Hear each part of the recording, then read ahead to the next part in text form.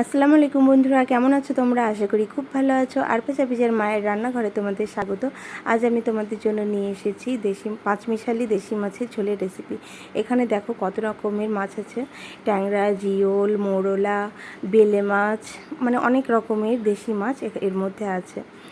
যে দেখো এগুলোকে আমি ভালো করে কেটে বেছে ধুয়ে এটাকে রেখে দিয়েছি। যে দেখো কত রকমের মাছ। তো চলো দেখে নাও আমি কিভাবে এই রেসিপিটা বানাচ্ছি। প্রথমে আমি কড়াইটা উনুনে বসিয়ে দিয়েছি। কড়াইটা ভালো মতন গরম করে নিতে হবে। তারপর আমি দিয়ে দিচ্ছি তেল, সরষের তেল পরিমাণ মতন। তেলটা ভালো মতন হয়ে আসলে তারপর আমি দিয়ে দেব পেঁয়াজ। পেঁয়াজটাকে আমি খুব বেশি ভাজবো না, এখানে আমি একটা গোটা বড় পেঁয়াজ দিয়ে দিয়েছি।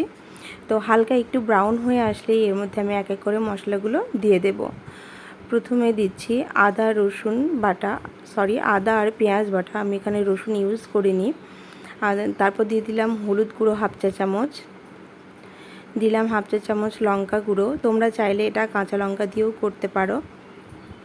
তো এটা দেওয়ার পর একটু নেড়ে দিলাম আমি। তারপর দেব এর মধ্যে স্বাদ মতো নুন। নুনটা দেওয়ার পর মশলাটাকে ভালো মতন কষিয়ে নিতে হবে। মশলাটা কষানো হয়ে গেলে আমি যে মাছটা ধুয়ে রেখে দিয়েছিলাম ওই মাছগুলো আমি এর মধ্যে দিয়ে দিলাম। মাছটা দেওয়ার পর হালকা হাতে একটু নেড়ে দিতে হবে, খুব বেশি জোরে এটাকে নাড়া যাবে না, কেননা বেলে মাছ বলে যে মাছটা আছে ওটা খুব তাড়াতাড়ি নরম হয়ে যায় এবং ভেঙে যায়। তো ওই কারণে আমি খুবই হালকা হাতে অল্প একটু নাড়বো। দেখো এটা হয়ে গেছে, নাড়া কষানো হয়ে গেছে মশলার সঙ্গে। এবার আমি দিয়ে দিব পানি। পানিটা আমি একটু গরম পানি দিয়েছি। পানিটা খুবই অল্প পরিমাণে দিতে হবে, বেশি পানি দেওয়া যাবে না, কেননা ছোটো মাছ তো, নয়তো সব নরম হয়ে যাবে এবং ভেঙে যাবে মাছগুলো। ওই জন্য আমি খুবই অল্প পরিমাণে পানি দিয়ে দিয়েছি। যে দেখো এবার এটাকে আমাকে ফোটা পর্যন্ত অপেক্ষা করতে হবে। ফুটে আসলে তারপর আমি এর মধ্যে দিয়ে দেব জিরে গুঁড়ো। হাফ চা চামচ দিয়েছি আমি জিরে গুঁড়ো। জিরে গুঁড়োটা দেওয়ার পর আরও একটু নেড়ে দেব। আমি কিন্তু আর মাছটাকে নাড়বো না। এভাবে দেখো মাছের থেকে পানিটা প্রায় শুকিয়ে এসে, এবার এটাকে আমি নামিয়ে নেব।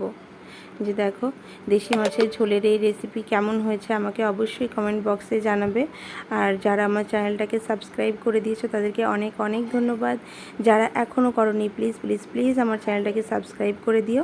আর সবার আগে নোটিফিকেশন পেতে বেল আইকনটা প্রেস করে দিও। তো চলো দেখা হচ্ছে নেক্সট ভিডিওতে। আল্লাহ হাফেজ।